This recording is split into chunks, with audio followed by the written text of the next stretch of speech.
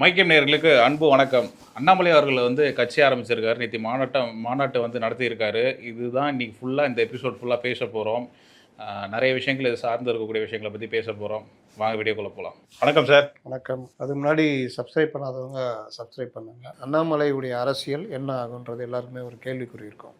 அப்போ அண்ணாமலை அரசியல்ன்றது அண்ணாமலை அரசியல் மட்டுமா அப்படின்னா கிடையாது. அண்ணாமலை திமுக, அதிமுக, தவேக இந்த அரசியல் கட்சிகள் மற்ற தேசிய கட்சிகள்லாம் இருக்கிற ஒரு இந்த அரசியல் உலகத்துக்குள்ள தான் அவரும் ஒரு இயக்கத்தை உருவாக்குறாரு. அப்போது புற சூழ்நிலை, வெளியே என்ன சூழ்நிலை இருக்குது, உள் சூழ்நிலை, கட்சிக்குள்ளே அவர் இயக்கத்துக்குள்ளே என்ன இருக்குது, இன்னும் கட்சியாக ஆரம்பிக்கல, வி த லீடர்ஸ் அந்த இயக்கம், அதுக்குள்ளே என்ன பிரச்சனை இருக்குது, மற்ற கட்சிகளுக்கு என்ன ப்ளஸ் மைனஸ் இருக்குது, அண்ணாமலைக்கு என்ன ப்ளஸ் மைனஸ் இருக்குது, இதை மட்டி தான் நம்ம பேச போகிறோம், அலச போகிறோம். இதில் பாடுறா இன்றைக்கி நேற்று கூட யாரோ ஒருத்தர் ஒரு இதில் போட்டிருக்காரு, தாவேக முடிச்சுட்டு அடுத்து இப்போ அண்ணாமலைகிட்டேருந்து இது வந்துருச்சுருப்பா, பேமெண்ட் வந்துருச்சு. நான் இப்போவும் சொல்கிறேன், என்ன இருக்குதோ அதை பதிவு பண்ணுறோம். இது அந்த இது பேசி முடிவில் பார்த்தா எல்லாருக்கும் புரியும். அதனால் இந்த சூழ்நிலையில் அண்ணாமலை எப்படி கை கொள்ள போகிறார் அப்படின்றது தான் என்னென்ன சூழ்நிலைலாம் இருக்குது, இப்படிலாம் இருக்குது. இதே அண்ணாமலை என்ன பண்ண போகிறார், இது பண்ணார்னா அவர் வெற்றியாளராக மாறுவார். அதற்கு புற சூழ்நிலைகள் எப்படி ஒத்துழைக்கும், திமுக அதிமுக எப்படி ஒத்துழைப்பார்கள், இல்லை இது எதுவுமே நடக்கலை, திடீர்னு உதயநிதிக்கே நாளைக்கு ஒரு பெரிய அப்படியே புத்தருக்கு போதி மரத்தில் இது கிடைச்ச மாதிரி வந்து அப்படியே கலைஞரின் பேரனாக இறங்கி ஆற்றல் மிகு பேச்சாளராக மாறி கட்சியை கட்டுறது வேகத்தை பண்ணி நான் தவறில்லை, நாங்கள் உணர்ந்திருக்கோம், எங்களுக்கு இன்னொரு வாய்ப்பு கொடுங்க, நாங்கள் பாருங்கள் இந்த தடவை இப்படின்னு சொல்லி மக்களுடைய நன்மதிப்பை பெற்று அதுனா ஏதோ அதிசயம் நடக்குது. இல்லை எங்கள் கட்சியில் இப்போ தான் ஐடிவிங்க கண்டுபிடிச்சிருக்கோம், இன்னும் நாங்கள் இளைஞர்களை சேர்த்து இது பண்ணுவோம் அப்படின்னு அதிமுக ஒரு பக்கம் அப்படின்னா அண்ணாமலைக்கு இன்னும் சிக்கலாகிடும். அப்போ என்ன சிக்கல் இருக்குது இல்லை அப்படின்றத பற்றி நம்ம அலச போகிறோம்.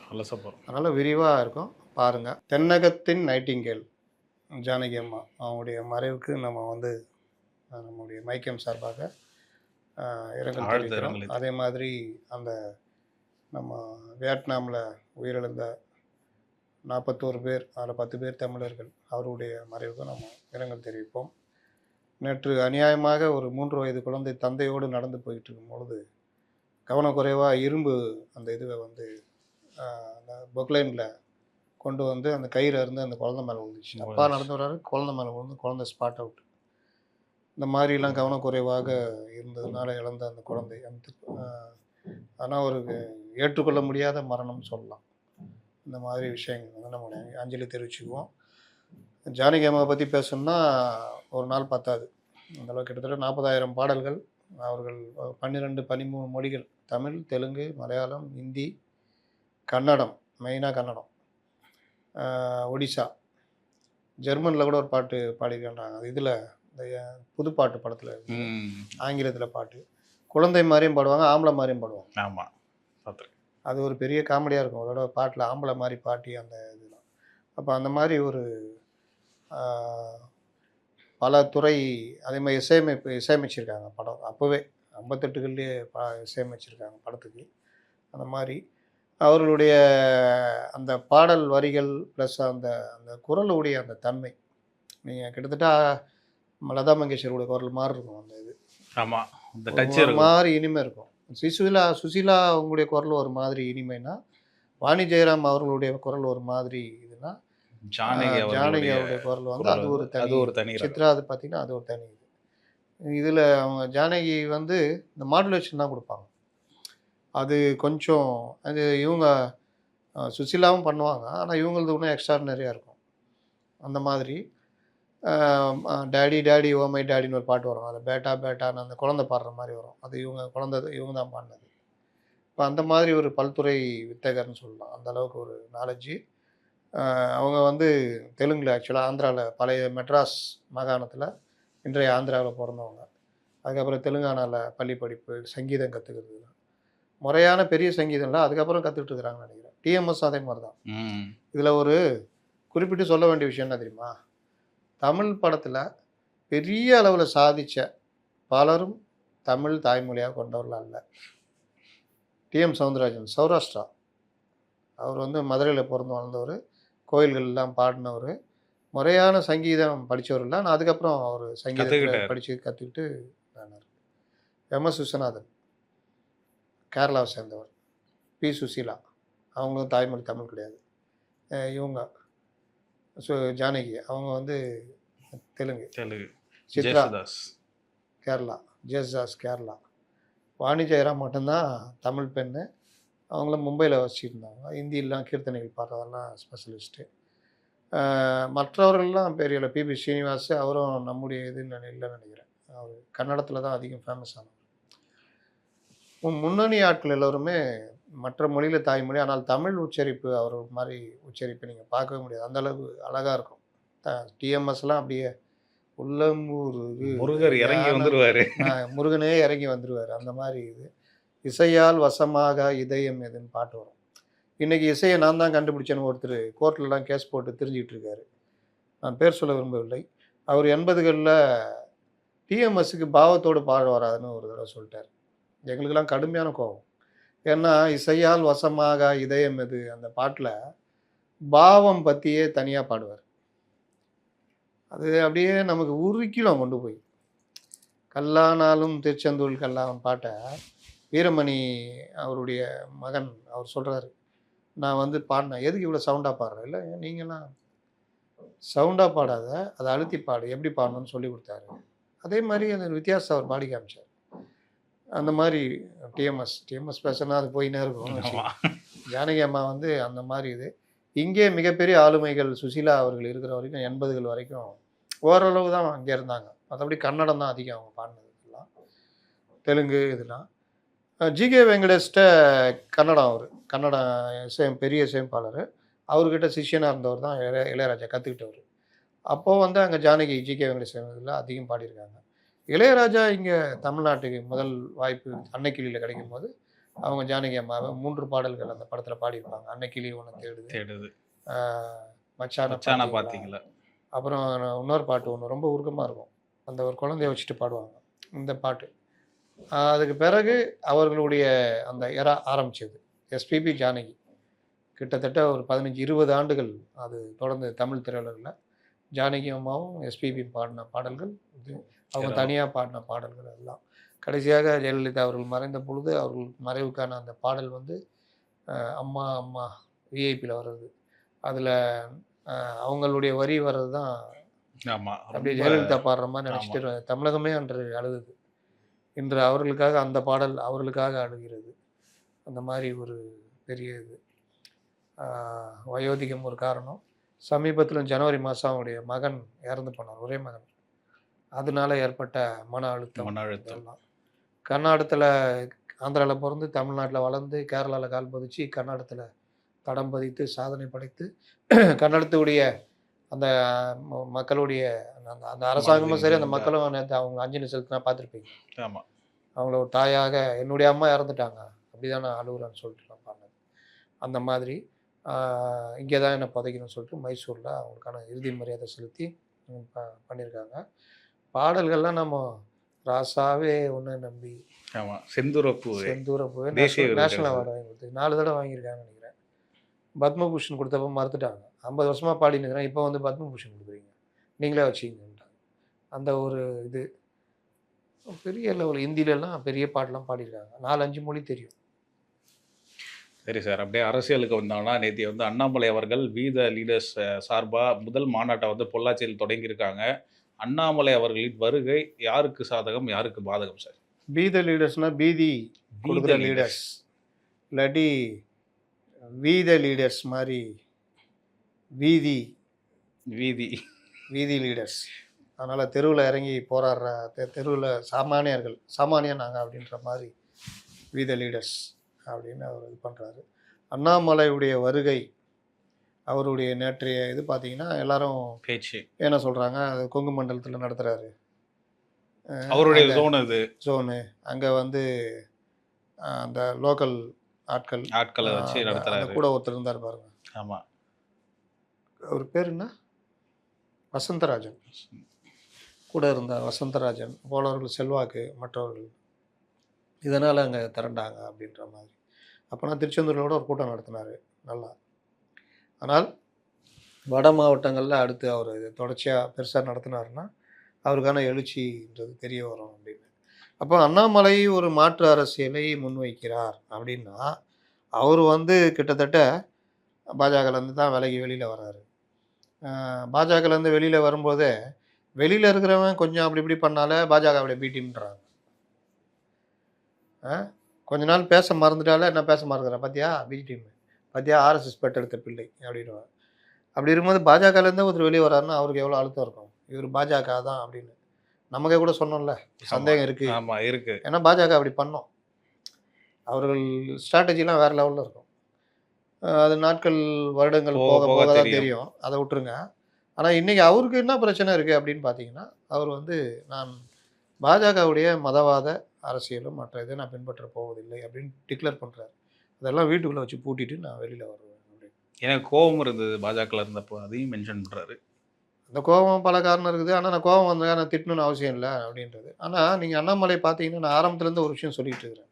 அவரு பாஜக பண்ற அந்த இந்துத்துவ அரசியலை பண்ணது கிடையாது பெரும்பாலும். அவரு வந்து தமிழக அரசியல்ல திமுக எதிர்ப்பு, அதிமுக எதிர்ப்பு இந்த மாரி தான் கொண்டு போயிருக்காரு. அதனால தான் அண்ணாமலை நல்லா ஹிட் அடிச்சது. ஆமா. அவரு இந்த மாரி இந்த தலைவர்கள் மாரி கோமியம் குடிச்சா நல்லது. ஏன் நம்ம குடிச்சா என்ன? அப்படின்னு. நீங்க டேஸ்ட் பார்த்துட்டு வேணா சொல்லுங்கன்னு தான் சொல்லணும். அப்போ இந்த மாரி போறது. இப்போ நயனா நாகேந்திரன் வந்தாரு. என்ன பண்ணிட்டு இருக்காரு? அப்போ அவர் வரும்போதே திட்டமிட்டு தான் வந்தாரு. எனக்கு இப்படி தான் இருக்கணும், நான் இப்படி தான் இருப்பேன் அப்படின்னு. அந்த வராகின்னு அவர்களுடைய அந்த இத கூட கட் பண்ணிட்டு, அவருடைய வார் ரூம் ஒண்ணு உருவாக்குனாரு. அந்த வார் ரூம் அந்த டேட்டாஸ் ஆரம்பத்தில கொஞ்சம் தடுமாறுனாங்க. அதுக்கப்புறம் சுதாரிச்சுட்டாங்க. அது அதே மாரி ஆடம்பரத்தில அவர்ட்ட ஒரு தடுமாற்றம் இருந்தது. பத்திரிகையாளர்கிட்ட சண்டை போட்டாரு, முறைச்சாரு. அது ஒரு பக்கம் மற்றவங்ககிட்ட ஒரு பத்திரிகையாளன திட்டினா சந்தோஷப்படுவாங்கல்ல. அந்த மாரி இந்த போலீஸ்காரன், பத்திரிகைக்காரன், வக்கீலெல்லாம் திட்டினா சந்தோஷப்படுவாங்க. அப்ப அந்த மாரி இருந்தது. மறுபுறம் அவருடைய சகிப்புத்தன்மையின்மை, ப்ளஸ் அவருடைய முதிர்ச்சியின்மை அது வெளிப்படுத்துச்சு. அது கொஞ்ச காலத்தில அப்புறம் இந்த லண்டன்லாம் போயிட்டு அந்த இதெல்லாம் பண்ணோன்னா, அது பத்திரிக்கையாளங்கள எப்படி ஹேண்டில் பண்ணணும்னு தெரிஞ்சுக்கிட்டாரு. இன்னைக்கு நல்லா ஹேண்டில் பண்ற அளவுக்கு வந்துட்டாரு. பாஜகக்குள்ள வழக்கமா சொல்லிட்டு போறத தலையாட்டிட்டு போற தலைவர் நான் இல்ல. ஆமா. எனக்குன்னு சில செயல்ல இதெல்லாம் காட்டும். இருக்குது. ஆமா. அதனால இது சரியில்ல. அதே மாரி நான் நிக்க மாட்டேன்னு முடிவெடுத்தாரு. 2026ல. 6ல. வேற ஒருத்தர் வந்தா எங்க சீட்டு கிடைக்கும்னு நிக்கிறதுக்கு தான் ட்ரை பண்ணுவாங்க. நிக்க மாட்டேன்னு முடிவெடுத்தாரு. அதுக்கு காரணம் அவர் கேட்ட தொகுதி கிடைக்கலன்றது கூட ஒரு காரணம் தானே. கேட்ட தொகுதி கிடைக்கல, ஆதரவாளர்கள் குடுக்கல. இந்த மாரி பல விஷயங்கள் இருக்குது. அப்போ இல்ல அவர் நிக்க மாட்டேன்னு ஆரம்பத்துல இருந்தே சொல்லிட்டு இருந்தாரு. ம். அதுக்கு பிறகு அது தேர்தல் முடிவுலாம் வந்தது. அதுக்கு பிறகு தான் தெரியும் அவர் வெளியில வந்தது, இந்த மாரிலாம். அதனால அண்ணாமலைக்கு அவருக்கு இயல்பாகவே ஒரு மற்ற பாஜக தலைவர்களோட கொஞ்சம் மாறுபட்டவர். அப்படின்றது அவருடைய ப்ளஸ் பாயிண்ட். ம். அப்போ இங்க வந்து தமிழக பாஜகல அவரு வெளில வந்தது, பாஜகக்கு உண்மையிலேயே பின்னடைவு. நீங்க 11%ன்னா இந்த தடவ ஒரு 4% அப்படி போச்சுன்னா, அது ஒரு காரணம். இன்னொன்னு அண்ணாமலைட்ட அப்படியே ஒரு யங்ஸ்டர் டீமு அந்த இது அப்படியே ஷிஃப்ட் ஆகும். அண்ணாமலையோட அரசியல். ஏன்னா, தக்க வைக்கிறதுக்கு தமிழக பாஜகல எந்த தலைவரும் பெருசா இல்ல. அதனால அது ஒண்ணு ஷிஃப்ட் ஆகும். அதே மாரி இவரு பண்றது வந்து காமன் மேன் பாலிடிக்ஸ் அப்படின்னு. சாமானிய மனிதனுக்கான அரசியல் அப்படின்ற. இவ்வளோ நாளா திராவிட அரசியல், திராவிட மாடல் ஆமா. அதுதான் இந்த மாதிரி கேட்டுட்டு போன இடத்துல கேட்டு, கேட்டு, கேட்டு ஜனங்க இருந்தோம். சலிச்சு போய். திராவிட மாடல்னா என்னன்னா, அந்த மாரி பந்தாவா வர்றது, எதிராளிய கண்டபடி பேசுறது, கை நீட்டுறது, இன்னும் பல விஷயங்கள். இதெல்லாம் பண்ணும்பொழுது, இதுதான் திராவிட அரசியல். அப்படிப்பட்ட அரசியலே தேவையில்ல. அப்ப சாமானியத்துக்கான அரசியல் அப்படின்னும், அப்புறம் அறம் சார்ந்த அரசியல். அறம்னா பல வகைப்படும் அதுல. அதுல முக்கியமானது தீமைகளின் பக்கம் செல்லாமல் இருப்பது. அதை ஒரு முக்கிய குறிக்கோளாக எடுத்து பண்றது. அப்ப அந்த அறம் சார்ந்த அரசியல்ன்றது இன்னைக்கு யங்ஸ்டர்ஸ் மத்தியில பெரிய லெவல்ல இத சுத்தம் பண்ணணும் அப்படின்ற ஒரு இது இருக்குது. மணிவண்ணன் கூட ஒரு படத்துல சொல்லியிருப்பாரு. அரசியல் சாக்கடை சாக்கடைன்னு ஒதுங்கி போயிருந்தா, அப்ப யார் தான் அதில இறங்கி சுத்தம் பண்றது? ஆமா, ஆமா. இறங்குனா தானே சுத்தம் பண்ண முடியும். அப்ப சாக்கடையாக இருக்கிற அரசியல நான் வந்து மாத்துறேன் அப்படின்னா, அதில இறங்கி தான் ஆகணும். அது இறங்க தயங்குகிறவர்களுக்கு என்ன காரணம்? இளைஞர்களுக்கோ, மற்றவர்களுக்கோ? முக்கிய காரணம், நாம யார ஏத்துட்டு இறங்க போறோம்? இன்னொரு சாக்கடைய ஏத்துட்டு இறங்க போறோமா? சாக்கடையில இறங்கி நம்மளும் சாக்கடைய பூசிக்க போறோம். ஆமா. மணிவண்ணனுக்கு அதான் பதிலு. சாக்கடை இறங்கி சுத்தம் பண்ணணும்னா, நான் இறங்கி சுத்தம் பண்ணும்போது நானும் சாக்கடை கூட தான் சேர்ந்து தான் பண்றேன். என் மேலயே சாக்கடை பூசிக்கணுமா அப்படின்னு. அப்போ ஒரு அறம் சார்ந்த அரசியலை நோக்கி எல்லோருடைய ஆசையும் இருக்குது. ஆனால் அந்த இடத்துல வந்து அவர்களுக்கு ஒரு நல்ல லீடர் வரல, நல்ல இயக்கம் வரல. நல்ல இயக்கம் வருது, மாறுதல் தேவைப்படுற நினைக்கிற எல்லாருமே வாக்களிக்கிறாங்க. ஒரு அரசை உட்கார வைக்கிறாங்க. திராவிட கட்சியில் இல்லாத ஒரு அரசை உட்கார வைக்கிறாங்க. ஏன் இந்த இடத்துல காங்கிரஸோ, பாஜகவோ அந்த இடத்த நிரப்ப முடியல? ஏன்னா அவர்கள் மாறி மாறி அந்த திராவிட கட்சிகளோட கூட்டணி வச்சுட்டு தான் இருக்காங்க. யார் தனித்துவமாக வராங்களோ அவங்களுக்குன்றப்போ விஜய்க்கு அந்த சான்ஸ் அடிக்குது. ஏன் அது சீமானுக்கு அடிக்க முடியல? தமிழ் தேசியம் என்ற ஒற்றை அந்த இதில் அவர் அப்படியே கொஞ்சம் சுருங்கி போய் அதிலே இருந்ததுனால அது ஒரு பெரிய இது. இன்னொன்று பெரும்பகுதி மக்களை ஈர்ப்பதற்கான ஒரு ஏதோ ஒரு இது அவர்கிட்ட மிஸ் ஆகும். அது ஒரு முக்கிய காரணம். கமலஹாசன் ஏன் முடியல? அவர் அரசியல் என்னன்னு அவருக்கே தெரியல. அவர் சொல்லுவார்ல ஒரு படத்தில், எனக்கே கேள்வி புரியல, அப்புறம்லாம் நான் கேள்வி கேட்கறது. அதனால் அவருக்கே அரசியல் புரியல. எப்படி அரசியல் நடத்தணும்னு அவருக்கு தெரியல. அதுக்கு பிறகு அவர் சினிமா உலகில் ஆகச்சிறந்த திறமைசாலியாக இருக்கலாம், மறுக்க முடியாது. ஆனால் அரசியல் வந்து அரசியல்னு வரும்பொழுது அவர் குழந்தை தான். அப்போ அந்த இது வந்து நான் அதெல்லாம் முடியாமல் அவர் என்ன சொல்கிறாரு, நான் ஒரு பார்ட் டைம் அரசியல்வாதின்றார். இன்னொன்று அவர்கிட்ட ஒரு சுயநலமும் இருக்குது. முழு நேர அரசியல்வாதியாக மாற அவரால் முடியல. இப்போ விஜய் வந்தார்னா முழு நேர அரசியல்வாதியாக வந்துட்டார். இதோட படம் நடிக்க மாட்டார். ஆனால் இவர் ஆற்றுல ஒரு கால் சேத்துல ஒரு கால். இதை தாண்டி பிக் பாஸ்லாம் வேறு பண்ணியிருந்தார். அப்புறம் அது என்னன்னு கேட்டால், நான் ஒன்றும் முழு நேர அரசியல்வாதி இல்லை, பார்ட் டைம் அரசியல்வாதி தான். வாழ்க்கையே பார்ட் டைம் டாப்பில் அவருடைய இதுக்காக ஏற்ற மாதிரி. அப்போ ஒவ்வொருத்தர் பின்னாடியும் இந்த ஜென்சியோ, இளைய தலைமுறையோ, மற்ற மக்களோ, பொதுமக்களோ பார்க்கும் பொழுது இவர்கள் சரியில்லை சரியில்லை சரியில்லைன்னு வருது. அப்போ சரியானவர்கள் யார் அப்படின்னு வரும்பொழுது, எதுவோ ரைட்டோ தப்போ அரசியலுக்காக எல்லாத்தையும் விட்டுட்டு வந்துட்டாப்லப்பா அப்படின்னு யங்ஸ்டர்ஸு 2 பேரையும் அடிக்கிறாரு. இப்போ மாற்றம் வேணுன்றாரு. எனக்கு ஒரு தடவை வாய்ப்பு கொடுங்க, நான் லஞ்சம் இல்லாத ஒரு இதை கொடுப்பேன், அதான் மேட்ரு. அவ்வளோ சலிச்சு போயிட்டாங்க ஜனங்க. அப்போ விஜய்க்கு அந்த வாய்ப்பு அடிக்குது. முழுமையாக இல்லை, 108 தொகுதிகள். அது ஒரு நல்ல ஒரு வாய்ப்பு. ஏன் திமுக கூடாரம் காலி ஆயிடுச்சு. அது அப்போ அதற்கு மாற்றாக எதிர்கட்சியாக யார் அடுத்து? 2வது இடத்துல திமுக, 3வது இடத்துல அதிமுக, 4வது இடம் ரொம்ப தூரத்தில் நாம் தமிழர் கட்சி. இப்போவும் நாம் தமிழர் கட்சி அந்த விவகாரத்தில் நாம் ஏதாவது புதிதாக யோசிப்போம், எவ்வளோ பெரிய அடி வாங்கியிருக்கோம் அப்படின்றத பற்றி யோசிக்கிறாங்கன்னு பார்த்தா பெருசாக இல்லை. அது கூட்டணி வைக்காமல் இருக்கிறது அவங்களுக்கு பலவீனமாக இருக்கா? அது ஒரு காரணத்தில் ஒன்று. அதையும் தாண்டி சில விஷயங்கள் இருக்குது. ஆளுங்கட்சி எதிர்ப்புன்றதை குறைச்சிக்கிட்டாங்க. அப்போ இந்த அரசியலை நம்ம எப்படி மாற்றணும் அப்படின்னா, இப்போது அந்த விமர்சனன்றது வேறு மாதிரி தான் போயிட்டு இருக்குது. ஒரு ஆளுங்கட்சிக்கு எதிரினா இப்போது எதிரியாக பார்க்குறதுன்ற மாதிரி, எதிர்கட்சி வேலை இல்லை, எதிரி கட்சி வேலையை பார்க்குறதுன்ற மாதிரி போகுது. இப்போ அவங்களுக்கு சிக்கல். 2வது இடத்துல இருக்கிற திமுக நீங்கள் பார்த்தீங்கன்னா அவங்களுடைய விமர்சனம் எல்லாமே ரொம்ப இழிவாகவும் கண்ணிய குறைவாகவும், ஒரு வேலைக்காரன் வந்து ஒரு முதலாளி ஆகிட்டா அந்த முதலாளி வேலைக்காரனை எப்படி பார்ப்பார், எப்படி பேசுவாரோ அந்த மாதிரி நீங்கள் ஒவ்வொரு நாளும் ஒருத்தர் நாய், இந்த நாயுடைய ஆட்சியில்ன்றாரு, நாதாரி ஆட்சியில்னு ராசா பேசுகிறாரு, மறுபடியும் ஒரு முட்டாள் முதல்வராக வந்திருக்காருன்றாரு. யார் முட்டாள்? 1000 கோடி ரூபா பிஸ்னஸ் பண்ணி திரையுலகத்தில் சூப்பர் ஸ்டாராக வந்த ஒரு மனிதர் முட்டாளாக இருக்க முடியுமா? நான் ஆட்சிக்கு கட்சி ஆரம்பிக்கிறேன்னொன்னா அதுக்கான வேலைகளை தொடங்கிட்டு நான் திரைப்படம் தான் கடைசி படம்னு முடிச்சு கொடுத்துட்டு நிற்கிற ஆள் எப்படி முட்டாளாக இருக்க முடியும்? எந்த வகையில் யாரை முட்டாள்னு சொல்லுவீங்க? அப்போ இந்த மாதிரி ஆணவ பேச்சு இருக்குல்ல, இதெல்லாம் வந்து மக்கள் பார்க்கும் பொழுது இன்னும் இவங்க திருந்தலை அப்படின்ற மாதிரி தான். அதே ரீலு, அதே டெய்லரு, அதே வாடகை, அதே கடை.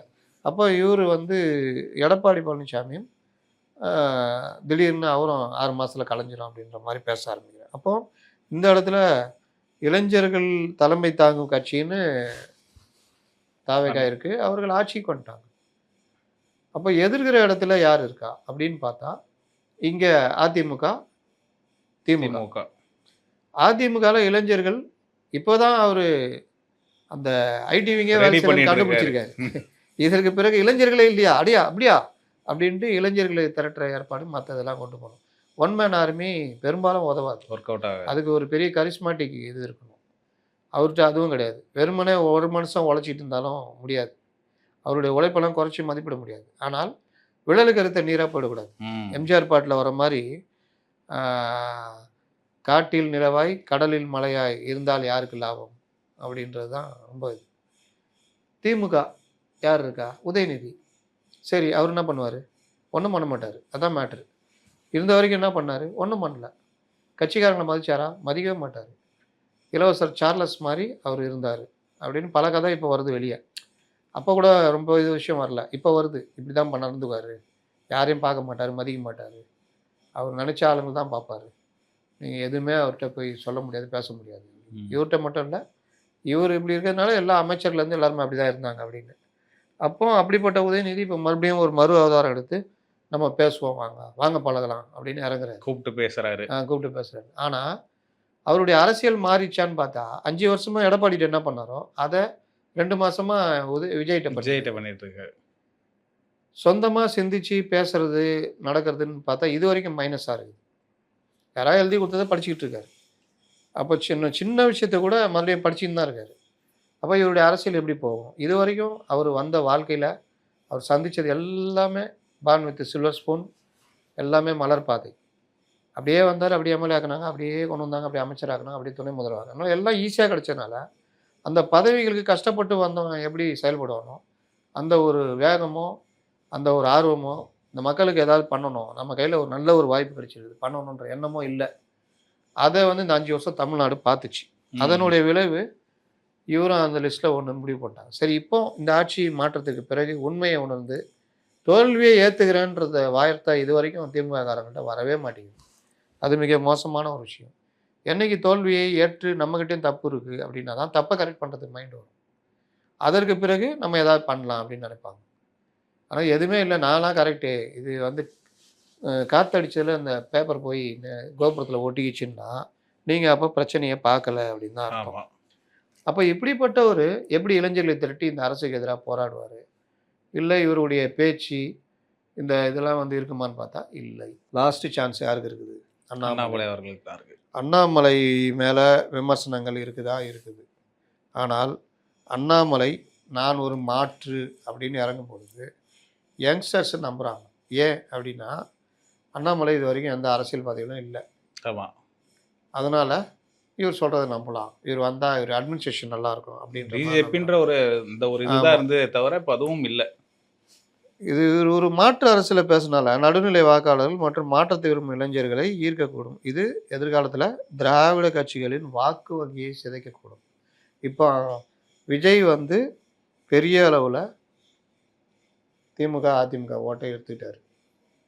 இப்போவும் அவர் நம்ம அன்னைக்கு கூட பேசணும் இல்லை, அவர் சேகர் சார்கிட்ட பேசும்போது அவர் ஒரு விஷயத்த சொன்னார். அவர் திமுக ஊழல் முறைகேடு, திமுக எதிர்ப்பு, இது தீய சக்தி இப்படி கொண்டு போகிறாரு. அப்போது அதிமுகவை பொருட்டாக கொண்டு போகல அவர்.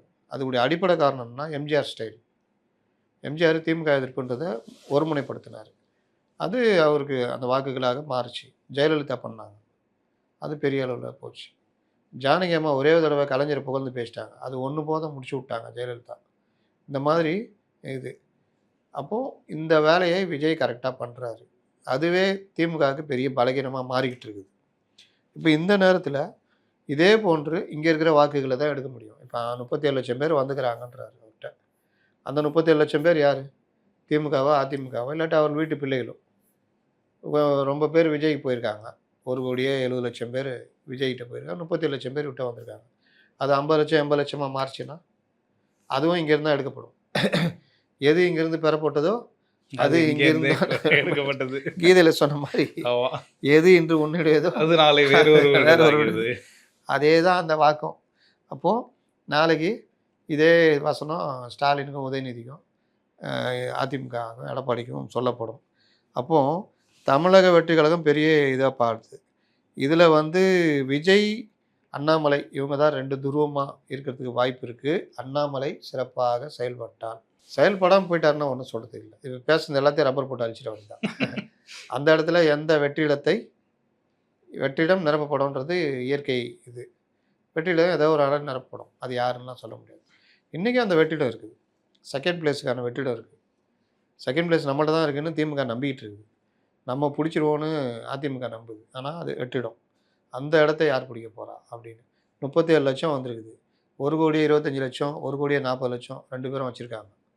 இதிலேருந்து ஒரு 2 இடத்துல ஒரு 50-50 எடுத்தால் 85 லட்சம். 1,37,00,000 1,37,00,000னா பெரிய சக்தியாக அவர் மாறிடுவார். இவங்க 2 பேரும் கீழே போயிடுவாங்க. அப்போ அண்ணாமலை அதை நோக்கி நகரத்துக்கு என்னன்னா, அண்ணாமலைக்கு என்ன மைனஸ் அப்படின்னா கொங்கு மண்டலம் வெயிட்டு. மற்ற இடம். அங்கேயே நின்று ஆட்சியை பிடிச்சலாம் நினைக்கிறாரோ? இல்லை இல்லை, அப்படிலாம் நினைக்க முடியாது. அண்ணாமலை அப்படி நினைக்கக்கூடிய ஆளும் கிடையாது. அண்ணாமலைக்கு தெரியும். அப்போ எப்படி கொண்டு போகணுன்றத ரொம்ப தெளிவாக முடிவெடுத்து போகிறாரு. எப்படி? இலக்கு உள்ளாட்சி தேர்தலோ பார்லிமெண்ட் எலெக்ஷனோ கிடையாது. இலக்கு 2031. இந்த 5 வருடத்தில் தாவேகா பெரிய அளவில் தவறுகள் செய்யும் நம்புகிறார். அதுதான் அவருடைய மூலதனம். அந்த மூலதனத்தை வைத்து மற்றவர்களிடமிருந்து லாபத்தை எடுத்துக்கணும். புரியுது. அப்போது திமுக அதிமுகலேருந்து வேகப்படுத்தி இவர் வந்து லாபத்தை எடுக்கணும். அதுதான் அவருடைய குறிக்கோள். அப்போ அதை நோக்கி நகரத்துக்கு எது தேவை, எந்த அரசியல் தேவை? அது ஒரு பண்பட்ட அரசியலாக இருக்கணும், ஒரு மாற்று அரசியலாக இருக்கணும், ஒரு சாமானியன அரசியலாக இருக்கணும், ஒரு இயற்கையை விரும்புகின்ற அரசியலாக இருக்கணும், ஒரு போதை இல்லாத ஒரு இளைஞர் சமுதாயத்தை உருவாக்கக்கூடிய அரசியலாக இருக்கணும், ஒரு முன்னேற்றத்தை நாட்டு பற்றோடு சிந்திக்கக்கூடிய இளைஞர் பட்டாளத்தை கொண்ட அரசியலாக இருக்கணும், நாட்டு நலனின் அக்கறை கொண்ட யார் வேண்டுமானால் என்னுடன் வரலாம் என்கிற அரசியலாக இருக்கணும். நான் தலைவன் அல்ல, நாம் எல்லோரும் லீடர்கள், மாற்றுவதற்காக நம்ம வந்திருக்கோம் அப்படின்னு சொல்கிற ஒரு அரசியலை எடுக்கக்கூடிய பண்ணணும். இப்படிலாம் பண்ணும்போது தான் ஒரு மாற்றத்தை நம்ம கொண்டு வர முடியும்னு நம்புகிறார். அப்போது இந்த மாதிரி சொல்கிற அண்ணாமலை அதை நோக்கி நகர்வதற்கான வேலையை ரொம்ப கச்சிதமாக பண்ணுவார் நான் நம்புகிறேன். இப்போது இந்த மாதம் முழுவதுமே போதை இல்லா மாதம். போதை ஒவ்வொரு வீட்டையும் பாதிச்சிருக்கு. அது கூட சொல்கிறாரு, ஒவ்வொரு வீட்லேயும் தகராறாகும், அடிதடியாகும், உயிரிழப்பு, மற்ற எல்லாத்துக்கும் போதை ஒரு காரணமாக இருந்தது. அப்போ போதை இல்லாத தமிழகம்ன்றப்போ பலரும் அதை ஏற்றுக்கிறாங்கன்னு வச்சுக்கிங்களேன். அப்போ இது ஒரு பெரிய விஷயம். இன்றைக்கி தாவேகாவுடைய மெயின் ஸ்லோகன் என்னது? சட்டம் ஒழுங்கு, போதை இல்லாத தமிழகம், லஞ்ச ஊழல் இல்லாதது. லஞ்ச ஊழல்னா அவங்க ஆட்சியில் இருக்கிறனால சொல்கிறாங்க. இவர் இந்த 2 ஸ்லோகன் கையில் எடுத்தால் போதும். இப்போ போதை இல்லாத தமிழகம்னு திமுக சொல்ல முடியுமா? அதிமுக சொல்லலாம். இப்போ கூட போதையை ஒழிக்கணுன்ட்டு 1 மாதத்துக்குள்ளே போராட்டம் நடத்துகிறாங்க. 5 வருஷமாக போராடல, தெரியுதா? 5 வருஷமாக இந்த போதைக்கு எதிராக எதுவும் போராடலையா? அவங்களுக்கு தெரியுமா போராடி இருக்காங்க அப்படின்னு சில பேர் வருவாங்க கமெண்ட்ஸில். ஐயா, நானும் இந்த ஊரில் தான் இருக்கேன், நானும் அதிமுக அரசியலாம் பார்த்து தான் இருக்கேன்.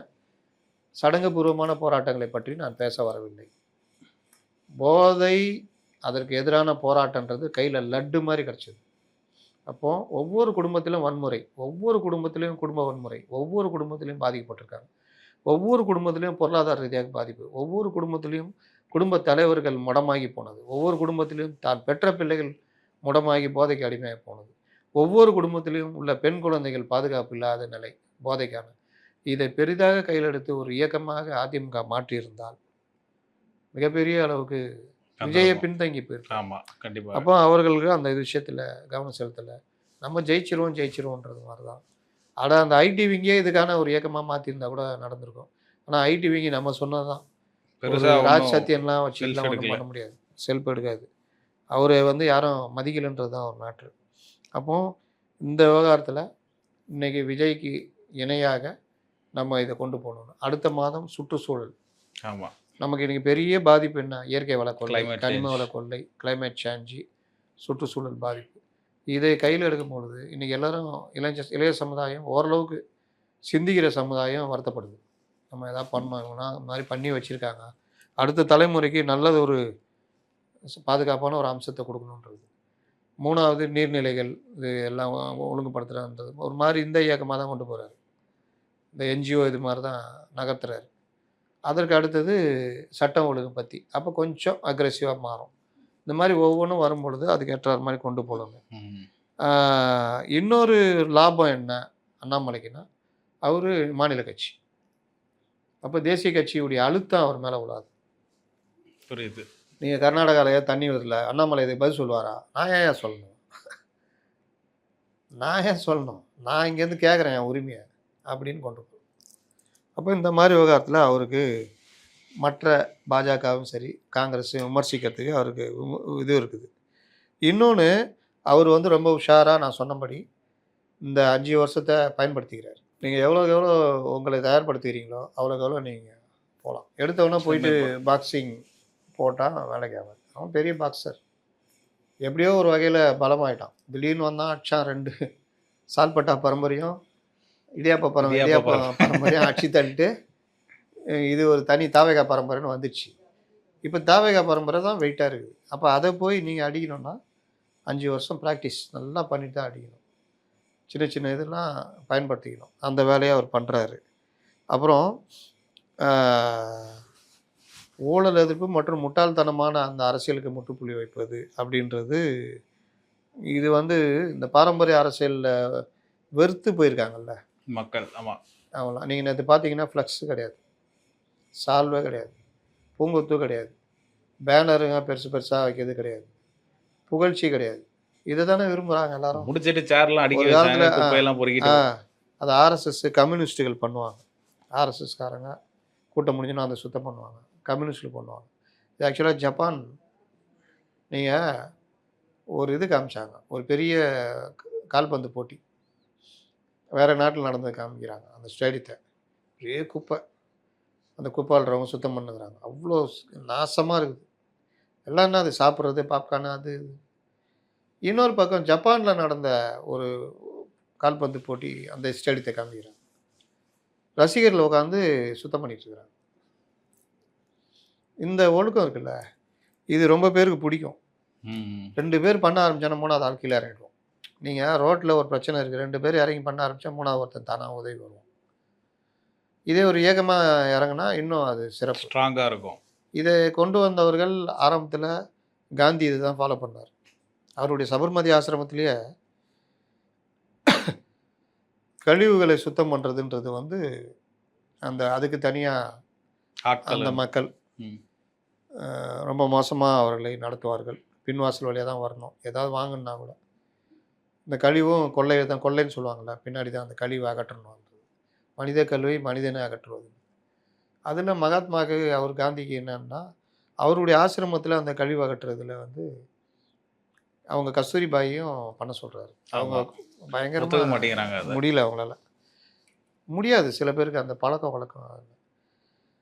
ஒரு நாள் ஏதோ யாரோ பண்ணலை கழிவு, இது இவர் இறங்கி பண்ணுறாரு.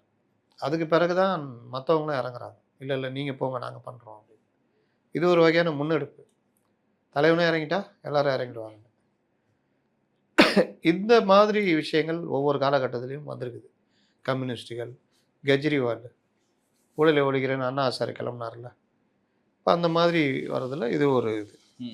அதனால் இது வந்து முற்றிலும் பாஜகவுடைய வாக்கு வங்கியை பிரிக்கிறது ஒரு பக்கம் இருந்தாலும், திராவிட பாஜக வாக்கு வங்கியை பிரிக்கிறது ஒரு பக்கமாக. ஆமாம், ஏன்னா பாஜகட்ட ஒரு 3% 4% இருக்கு. நான் 0 ஆகிட்டா ஏற்கனவே 11 வரைக்கும் தொட்டுட்டு வந்துடுச்சு. இந்த கிராஃபில் 24ல் 11 12 கிட்ட தொட்டுட்டு இறங்கிட்டாங்க. ஆனால் உண்மையான இதுன்னு பார்த்தீங்கன்னா 6% இருக்குது. உள்ளாட்சி தேர்தலில் தனியாக நின்னப்போ 2022ல் 6%. அப்போ அந்த 6%ல் இவர் ஒரு 3% தூக்குனார்னா எடுத்தோன்னு தூக்குறாருல. அந்த மாதிரி ஒரு மாற்று சக்தி எதிர்பார்ப்பவர்கள் ஒரு தேடல் இருந்துக்கிட்டே இருக்கும் எல்லாருக்கிட்டையுமே. நான் சொன்னேன்ல, கமல்கிட்ட எதிர்பார்த்தாங்க, விஜயகாந்த்கிட்ட எதிர்பார்த்தாங்க, ஒவ்வொருத்தையும். ஆனால் அவர்கள் இவ்வளோ தான் அவங்களோட லிமிட்டுன்னு தெரிஞ்சப்போ பொதுமக்களோ மாற்றத்தை விரும்புகிறவர்களோ பெரிய ஆதரிக்கலை. இன்னொன்று, எதிர் சைடு இருந்தவர்கள் பெரிய கரிஸ்மாட்டிக் லீடராக இருந்தாங்க, ஜெயலலிதா, கலைஞர். அப்போ அவர்களுடைய கட்சியும் பெரிய கட்சி அமைப்பு ப்ளஸ் பலம், பணபலம் எல்லாம். இதில் நான் தாவேக்காவை எந்த இடத்துல நான் ரொம்ப தாவேக்கா பெரிய மாற்றம் செஞ்சு நான் எதிர்பார்க்குறேன்னா, எல்லாரும் பணம் செலவழிச்சாங்க. தாவேக்காலே கொஞ்சம் பேர் கொடுத்தாங்க. ஆனால் ஜனங்க காசை வாங்கிட்டு கொஞ்சம் பேருக்கு போட்டிருக்காங்க. ஆனால் பெரும்பாலும் தாவேக்காவுக்கு போட்டாங்க. அப்போ காசு கொடுத்தா போட மாட்டாங்கன்றது இந்த தடவை தெரிஞ்சு போச்சு. காசு கொடுக்காட்டிலும் போடுவாங்கன்றதும் தெரிஞ்சு போச்சு. நீ கரெக்டாக இருந்தால் காசு கொடுக்காட்டாலும் போடுவாங்க. அப்போ இந்த 2 ஆடுகளும் சந்தித்த போது பேச முடியவில்லையே, நல்ல ஜனநாயகம் மலரும். அப்போ அடுத்த தேர்தலில் அதை நோக்கி நகரணும். அப்போது காசு கொடுக்கணுன்னா காசு சம்பாதிக்கணும், கட்சிக்கு காசு வேணும், பார்ட்டி ஃபண்டு வேணும் அப்படின்னு வரைக்கும் நகர்றதுன்றது. காசு கொடுக்காமே ஓட்டு போடுறாங்க. அரசாங்கம் நல்லது பண்ணால் காசே தேவையில்லை, அவங்க ஓட்டு போடுவாங்கன்னா பார்ட்டி ஃபண்டும் தேவையில்லை, பணமும் கொடுக்க தேவையில்லை. அப்போது ஊழல் பண்ண தேவையில்லை, முறைகேடு பண்ண தேவையில்லை, எதுவும் பண்ண தேவையில்லை. இது ஒன்றை வச்சுக்கிட்டு இன்னும் எங்கெங்கேயோ சொந்த லாபத்தை வளர்த்துக்கிட்டவங்க தானே அதிகம். அதனால் அந்த அறம் சார்ந்த அரசியல் மற்றும் தொழில்நுட்ப மேலாண்மை இது ரொம்ப முக்கியம். இது வந்து என்ன சொல்கிறது, டெக்னோக்ராட்டிக் அப்ரோச். இது என்னென்னா, ஒரு விஷயத்த 19 பேசுறது. இன்றைய தினம் பார்த்தால் ஏராளமான மக்கள் உயிரிழந்து வருகிறார்கள். பெண்களுக்கு பாதுகாப்பு இல்லாத ஒரு நிலை ஏற்பட்டிருக்கிறது. எவ்வளவு குழந்தைகள் இப்படி அப்படியே உழப்பு ஓட்டுறதுன்னுவாங்க. டேட்டாஸ் வச்சு பேசுறது. போன இதில் பார்த்தீங்கன்னா, இந்த இது தமிழ்நாட்டில பார்த்தீங்கன்னா, உத்தரப்பிரதேசம் பார்த்தீங்கன்னா, ஆனால் தமிழ்நாட்டில பெண்கள் இப்போ டேட்டாஸ் வைக்கும்போது கீழ இருக்கிறவன் அத அப்படியே கடத்துவான். ம். இது இதுக்கு பேர் தான் டெக்னோக்ராட்டிக் அந்த பாலிடிக்ஸ் அப்ரோச் அப்படின்றது. இது யாரை ஈர்க்கும் அப்படின்னா, நகர்ப்புறத்தில படிச்சவன். நீங்க திடீர்னு பார்த்தீங்கன்னா, ஐடி கம்பெனில வேலை செஞ்சு தூக்கி போட்டு ஆர்கானிக் ஆமா. ஃபார்மிங்னு வரவங்கலாம் இருக்காங்க. ஆமா. அப்போ இதெல்லாம் என்னன்னா, ஏதோ ஒரு வகையில நாட்டுக்கு ஏதாவது பண்ணணும். இல்ல நம்ம விவசாயத்தை பாதுகாக்கணும். இல்ல இப்படி பண்ணணும். அப்போ அவங்களுக்கு ஏத்த அந்த அரசியல பேசிட்டு வரும்போது, அவன் தனித்தனியா இருக்கிறவனா இயக்கமா மாறும். அது செலவு பண்ண கூட தயங்க மாட்டான். அது அந்த மாரி இதாகும். இன்னொன்னு, திராவிட கொள்கைகளை அடிப்படையாக கொண்டது தான் தமிழ்நாட்டு அரசியல். கேட்டு கேட்டு சலிச்சு போச்சு. திராவிடன்னா என்னன்னு கேட்டா அவங்களுக்கே தெரியல. ஆனா திராவிடன்றாங்க. அப்போ அண்ணாமலைகிட்ட ஒரு பெரிய விஷயம் என்னன்னா, ஆரம்பத்துலேருந்து தான் இதை ஏத்துக்கிட்டு இருக்காரு. இப்போ நயனா நாகேந்திரன் திராவிடத்தை எதிர்த்து பேசுறாரா? இல்ல. ஏன்னா அவரே அந்த ரூட்ல வந்தவர். இன்னொன்னு அவருக்கும் தெரியாது. திராவிடன் என்னன்னு தெரியாது.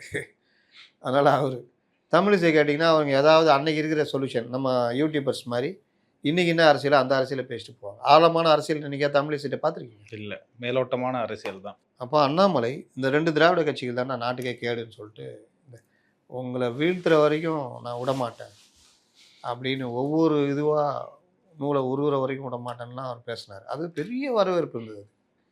மற்ற பாஜக தலைவர்கள் ரீச் ஆகாமல் இருந்ததுக்கும் அண்ணாமலை போய் ரீச் ஆனதுக்கு காரணம் வலதுசாரி சித்தாந்த எண்ணமுள்ள இளைஞர்கள், திராவிட அரசியலை வெறுக்கிற இளைஞர்கள், மாற்று அரசியலை தேடிக்கொண்டிருக்கிற இளைஞர்கள். இவர்கள்கிட்ட 2 பேர், ஒன்று சீமான், இன்னொன்று அண்ணாமலை 2 பேர் ரீச் ஆனாங்க. அது ஒரு முக்கியமான ஒரு இது. இதில் அண்ணாமலை, விஜய், திமுக இந்த முக்கோண போட்டி அப்படி இருந்தால் இந்த சவாலில் யார் ஜெயிப்பா? அப்படி ஏடிஎம்கே லிஸ்ட்லேயே வரல. அவர் இப்போ தான் கண்டுபிடிச்சிக்கிறாரு. ID wing செயல்படல. அதுக்கப்புறம் போகணும். இன்னும் அவரை பற்றி இன்றைக்கி கொஞ்சம் பேசுவோம். அந்த இதெல்லாம் அவர்கள் அரசியல் எப்படி நகருது. அப்போ இது ஒரு விஷயம். இதில் அண்ணாமலை திமுக, தவேக, விஜய் அப்படின்னு இருக்கும்போது, திமுக நான் ஏற்கனவே சொல்லிட்டேன். இவர்கள் அடுத்த கட்டத்தை நோக்கி நகர்றதோ, தவறு நடந்திருக்கு, தப்பை சரி பண்ணுன்றதோ கிடையாது. செத்த பாம்பு அடிச்சிருந்தோம், கருநாகம் பூந்துச்சு அந்த மாதிரி தான் உங்களை தான் திருமாவளவன் கட்டுவிரியன்னார். அப்போ யாருமே மனுஷன் கிடையாது. கருநாகம், செத்த பாம்பு, கட்டுவிரியன் யாரும் மனிதர்கள் கிடையாது. ஒரு படத்தில் சொல்லுவாங்க, உன் பேர் என்ன? பாயும் புலி. உன் பேர் என்ன? அது ஒவ்வொன்றா சொல்லுவான். டேய் அவன் இதுக்கு பேர் என்னன்னா மனுஷன் பேர் சொல்லுவான். ஏண்டா மிருகத்துக்கெல்லாம் மனுஷன் பேரை வச்சுட்டு உங்கெல்லாம் மிருகம் பேரை வச்சு வடிவேல் காமெடியில் சொல்லுவாப்புல. அது மாதிரி கட்சிகளுக்கெல்லாம் பேர் வைனா செத்தப்பாம்பு, நாகப்பாம்பு, கருநாகம் கரையான் புட்டெடுக்க கருநாகம் குடி புகுந்த கதைன்னு நாளைக்கு ஏதாவது வசனம் பேசிட்டு இருப்பாங்க. அவர் திருமாவளவன் இவங்களை கட்டுவிரியன் அப்படின்னு. அப்போது இந்த மாதிரி கொடுமையான ஒரு நிலையை தான் இவங்க பேசிகிட்டு இருக்காங்களே தவிர, ஏன் திமுக தோற்றுறதுன்னு இன்னை வரைக்கும் தெரியும். தெரிஞ்சுக்கிட்டே தப்புன்னு இந்த ஒரு பெரிய பணக்காரன் அவன் பையனை தப்பாக வளர்த்துருப்பான். அவன் போதை பொண்ணுங்கள்கிட்ட இது பண்ணுறதுன்னு அவன் போய் ஒரு பொண்ணை ரேப் பண்ணுவான். அதனால் ஒரு பிரச்சனை வரும். அது பிரச்சனை பெருசாகும். ஆனால் பையனை திருத்தணுன்றதை முடிவு பண்ண மாட்டாங்க. போலீஸு, வக்கீல் இதெல்லாம் வச்சு அதை சரி பண்ண பார்ப்போம். நீங்கள் உதயநிதி நடித்த மனிதன்ற படத்தில் காரை ஏற்றி கொண்டுட்டாருன்னா அது ஒரு ஆக்சிடென்ட் கேஸ். அந்த பையன் உடனே சரணடைய வச்சுருந்தா அது ஒரு ஆக்சிடென்ட் கேஸ். ஆனால் அது ஒரு பெரிய இதாக மாற்றி ஆள் மாறாட்டெலாம் பண்ணி எல்லா பெரியவர்களும் கொண்டு போவாங்க. இந்த மாதிரி பல இந்த நம்ம ஜெயம் ரவி நடித்த, இப்போ அவர் பேர் என்ன? ரவிமோகனா? ரவிமோகன். அவர் இஷ்டத்துக்கு பேர் மாற்றிக்கிறாரு, நம்மளே மாற்ற சொல்கிறார் பாருங்க. அவர் நடித்த படம் ஒரு அருமையான படம். அவர் குடும்பத்தையே அழிச்சிருவாங்க. ஒரு பணக்கார டீம். அதாவது ஒரு 3 பெரிய ஒரு இண்டஸ்ட்ரியலிஸ்ட்டு, ஒரு பெரிய ஜட்ஜி, இந்த மாதிரி அந்த அந்த பிள்ளைங்கள இவர் பழி வாங்குவார். அப்போ இவர்கள் அந்த குடும்பத்தை அழிச்சே தான் பார்ப்பாங்க தவிர, இவங்களை காப்பாற்றான் பார்ப்பாங்க தவிர வேறு மாற்று தேட மாட்டாங்க. அந்த மாதிரி இவர்கள் தோற்றதற்கான காரணத்தை தேடுறதில்ல. தருதலையாக புள்ளைய வளர்த்து வச்சுக்கிறேன், அதனால தான் நீ தோற்று போயிட்ட. அதை திருத்துற வழியை பார்ப்போம். மக்கள்கிட்ட நம்பிக்கை பெற பார்ப்போம். மக்கள்கிட்ட நம்பிக்கை பெறணும்னா கொஞ்சமாவது நல்லவன் பார்ப்பான், அவன் பாரு அப்படின்னு நினைக்க வைக்கணும். அதுக்கு நீ வந்து இதே மாதிரி ஏறி ஏறி திட்டின்னு இருந்து பேசிகிட்டு இருந்தா, அதுவும் சில மூஞ்சிங்கெலாம் வந்துச்சுன்னா தான். ஆராசாலாம் வந்து ஜனங்க பார்த்து ஓட்டா போடுவாங்க. துரைமுருகன், ஆர்எஸ் பாரதி, இதெல்லாம் துட்டு கொடுக்காம ஓட்டு வாங்கல பார்ப்போம். அனிதா ராஜன் ஜெயிப்பாரா? அவருக்கே அவர் சவால்லாம் விட்டுனுக்கிறாரு. ஆமாம். அப்போ இந்த மாதிரி ஆட்கள்லாம் வந்து இது ஒரு பக்கம். தேர்தல் தோல்வி, இது வழக்குகள் முறைகேடு, அது இதுன்னு அது ஒரு பக்கம். இது எதையுமே சரி பண்ணாத வரைக்கும் நீங்கள் எந்த காலத்துலையும் மக்கள் நம்பிக்கை பெற முடியாது. இவ்வளோ நாளாக நீங்கள் வண்டி ஓட்டினது கூட காரணம் என்னன்னா, 4 சக்கரம் வண்டி பாடி உங்களுது. இங்கே இடதுசாரிகள், இங்கே காங்கிரஸ், அங்கே விடுதலை சிறுத்தை, அங்கே மதிமுக 4 சக்கரத்தில் ஓடி இருந்தது. இன்றைக்கி எல்லா சக்கரமும் கலந்து போயிடுச்சு. வண்டி ஒரே ஒரு சக்கரத்தில் ஓடி இருந்தது. இந்த அமெரிக்காவில் கார் சேசிங் காமிப்பாங்க. இந்த முள்ளு இதை தூக்கி போடுவான், 4 வீலும் ஃபஸ்ட் ஆகிடும், அப்படியே ஓட்டின்னு போவான். டிஸ்கெலாம் தேஞ்சு தீப்பொறி எறிகிற வரைக்கும் ஓட்டின்னு போவோம். அந்த மாதிரி இங்கே எல்லாம் போச்சு, அப்படியே ஓடினுக்கிறாங்க. கடைசியில் ஒரு டயர் அதுவும் கலண்டின்னு ஓடிச்சு. எங்க மதிமுக. இப்போ வண்டி வெறும் டிஸ்கில் ஓடினுக்குது. எவ்வளோ நாள் ஓடும்? அப்போ நிறுத்தி ஓரம் கட்டி ஒன்று சரண்டர் ஆகிடணும் ஜனங்கள்கிட்ட. தப்பு போட்டாங்க. இப்போ உங்கள் வண்டி 4 வீல் இல்லாத காருக்கு சமானம். ஸ்டெப்னிக்குது எது? தேமுதிக, அந்த மனிதநேய மக்கள். அதை வச்சு என்ன பண்ண? ஒரு ஸ்டெப்னி வச்சு என்ன பண்ண? மீதி 3 வீலுக்கு அந்த வீலை எடுத்துகிட்டு போனதையும் அதிமுக வருது சார். அதிமுக வந்து டோ பண்ணுறதுக்கு வரும். டோ பண்ணுறதுக்கு இங்கே வீல் இருந்தால் தானே சுத்தம் வண்டி. அதனால் அந்த மாதிரி பிரச்சனைலாம் இருக்குது. அதனால் அவர்கள் அதை பற்றி உணர்ந்த மாதிரியே தெரியல. அப்போ அந்த மாதிரி இடம் கேப் இருக்கும் பொழுது அண்ணாமலை பயன்படுத்துவதற்கான வாய்ப்புகள் அதிகம். இதற்கு அண்ணாமலை தமிழகம் முழுவதும் சுற்றுப்பயணம் போகணும். இப்போதைக்கு அவர் எடுத்த சில முடிவுகள்லாம் சொல்கிறாரு. அது நான் வந்து ஓராண்டு இவர்களுக்கு டைம் கொடுப்போன்றாரு. அவருக்கும் நல்லது தானே. ஏன்பா அவரை திட்டலன்னு கேட்க மாட்டாங்க. ரெண்டாவது, இந்த ஓராண்டில் கட்சியை இந்த இது என்னென்ன அடுத்தடுத்த கட்டத்தை கொண்டு போகணும். எல்லாத்துக்கும் மேலே அமைச்சர்கள் எல்லாரும் புதியவர்கள். அவர்கள் தவறு செய்தால் நம்ம வந்து அவர்களை சரி பண்ணுற வழியை பார்ப்போம் அப்படின்றாங்க. அது நல்ல விஷயம் சார். 5 வருஷம் ப்ராக்டிஸ்க்கு எடுத்துக்கிறாரு அப்படின்னு சொல்கிறீங்க. விஜய் அவர்கள் அரசியலுக்கு வந்த பாதை வேற. நற்பணி மன்றம்னு ஆரம்பித்து ரொம்ப வருஷமாக 12 வருஷம் வந்திருக்காரு. இப்போ அண்ணாமலை அவர்களுக்கு 5 வருஷம் போதுமா? இன்னொன்று அவர் அந்த ஏபிஜே அவர்கள் பேரில் வந்து ஒரு சென்டர் ஒன்று ஓப்பன் பண்ணி அதில் ட்ரெயின் பண்ணி அனுப்புகிறேன் அப்படின்னு சொல்கிறாரு. அடுத்த வருஷத்துக்குள்ளே 1.5 லட்சம் பேர் ரெடி பண்ணுறோம் அப்படின்றாரு. இது ஒரு கோச்சிங் சென்டரில் பசங்களை தயார் பண்ணி அனுப்புகிற மாதிரி தானே இருக்குது. இது வந்து இப்போது இருக்கக்கூடிய அரசியல் சூழலில் ஈடுபடுமா? இது மாதிரி நடைமுறை எடுபடாது. சினிமாவில் வேணால் எடுபடும். நீங்கள் ரெடி பண்ணி அவங்கள கேடுற மாதிரி. கேடர்கள் தலைவர்கள் உருவாக்கப்படுகிறார்கள். அது சூழ்நிலை தான் அவங்கள உருவாக்குது. இந்த மாதிரி ட்ரைனிங் கொடுக்குறதோ இல்லை ஒரு வாரிசு கொண்டு வரதோ எல்லாம் கிடையாது. ட்ரைனிங்னா என்னவா இருக்கும்னா, அவனுக்கு உண்மையிலேயே அக்கறை இருக்கும். அவனை வந்து அடுத்த கட்டத்துக்கு நகர்த்தணும், கொஞ்சம் அது கொண்டு போகணுன்னா அதுக்கு மக்கள்கிட்ட மக்களிடம் கற்றுக்கொள், மக்களுக்கு கற்றுக் கொடு. இதுதான் இவர்கள் கொஞ்சம் டேட்டாஸு மற்ற விஷயங்கள் இப்போ நவீன யுகத்துக்கு ஏற்ற மாதிரி நான் சொன்னேன் அந்த ஒரு அப்ரோச்சுக்காக வேணால் ரெடி பண்ணலாம். ஆனால் அப்படி பார்த்தா அது டேபிள் ஒர்க்காக தானே இருக்கும். அது எப்படி டேபிள் ஒர்க்காக மட்டும் இருக்கக்கூடாதுன்றதை நான் சொன்னேன். இதோடு சேர்ந்து மக்களோடு மக்களிடம் கற்றுக்கொள். இன்னொன்று, மக்கள் பிரச்சனையில் இறங்கணும். அப்போ தான் மக்கள் உங்களை ஏற்றுக்குவாங்க. அப்போது இந்த அரசோட பிரச்சனை என்ன? இப்போ இது எல்லாத்தையும் நாங்கள் ஊழலை கரெக்ட் பண்ணுறோம், மற்ற விஷயங்கள்லாம் சரி பண்ணுறோம், உடனுக்குடனே பண்ணுறோன்றாங்க. அப்படி பண்ணிக்கிட்டே இருந்தாங்கன்னா இவருக்கு இன்னும் சிக்கலாகிடும். புரியுது. அது கத்தினா கிடக்கும். மற்ற 2 பேரும் ஆய்வுன்னு கத்தின்னு கிடப்பாங்க. 6 மாதம்னுவாங்க. 6 மாதம் முடிஞ்சிச்சு, இப்போ என்ன சொல்கிறீங்கன்னா இன்னொரு 6 மாதம் வாய்தா வாங்கினா இருப்பாங்க. ஆனால் இவர் வந்து 5 வருஷம் டைம் எடுத்துக்கிறேன்னா அந்த 5 வருஷத்தில் முறையான விமர்சனம், முறையான இதுன்னு கொண்டு போகணும். போராட்டங்கள், மற்ற விஷயம் ஸ்தாபனப்படுத்தணும், கட்சியில் வந்து வேகப்படுத்தணும். இந்த மாதிரி பல விஷயங்கள் இருக்குது. இன்னொன்று, இன்றைக்கி உட்காந்துட்டு நாளைக்கு என்ன நடக்கும்னா சொல்ல முடியாது. நான் இந்த முயற்சி எடுக்க போகிறேன், இப்படி போக போகிறேன்றாரு. அதில் வெற்றியாக தோல்வியான்றது நான் புற சூழ்நிலை தான் நான் சொன்னேன். அண்ணாமலை இப்படி வந்துடுவார்ல நான் சொல்ல வரல. இப்படிப்பட்ட சூழ்நிலைகள் எல்லாம் இருக்குது. இல்லை அண்ணாமலை அப்ரோச்சும் கிட்டத்தட்ட பாசிட்டிவாக தான் இருக்குது. கிட்டத்தட்ட ஒரு என்ஜிஓ மாதிரி ஒரு அப்ரோச். இன்றைக்கி அதுதான் வந்து பல இடங்களில் தேவைப்படுது. அதோடு சேர்ந்து களத்தில் இருக்கணும். இது எல்லாம் இணையும் பொழுது ஒரு மாறுதலை உண்டாக்கலாம் அப்படின்னு நான் நினைக்கிறேன். அது நடைமுறையும் மக்களும் தான் தீர்மானிக்கும். ரொம்ப அழகாக உங்கள் கருத்துக்களை பதிவு பண்ணீங்க. மீண்டும் ஒரு நேர்காணல் சந்திப்போம். நன்றி சார்.